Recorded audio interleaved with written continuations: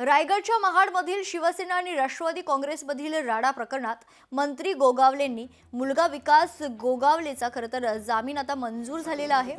विकास गोगावलेसह शिवसेनेच्या 8 आरोपींनाही जामीन मंजूर झाल्याची माहिती। अटक झालेल्या आरोपींना न्यायालयासमोर पुन्हा हजर करण्यात आलं होतं। राष्ट्रवादी काँग्रेसच्या अटकेत असलेल्या 5 आरोपी कार्यकर्त्यांना जामीनाची अजून प्रतीक्षा आहे।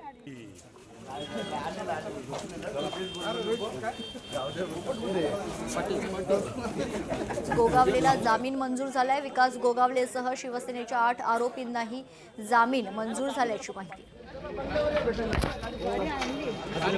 न्यायालयामध्ये आज CR नंबर 178 मधल्या 8 आरोपींना हजर केलेलं होतं। त्यांचा न्यायालयानं जामीन मंजूर केलेला आहे। 5 आरोपींना 1 दिवसाची न्यायालयीन कोठडी दिलेली होती, त्यांना उद्या सकाळी हजर केलं जाणार आहे। आणि ज्यांना 2 दिवसांपूर्वी अटक केलेलं होतं त्या 5 जणांना न्यायालयाचा वेळ संपल्यामुळं न्यायालयानं उद्या सकाळी रेग्युलर कोर्टाच्या पुढे 10 वाजता हजर ठेवायला सांगितलेलं आहे। त्यावेळी त्यांच्या जामीनावरती निर्णय होईल। लोकशाही मराठी ऐका, पहा, जागरूक रहा।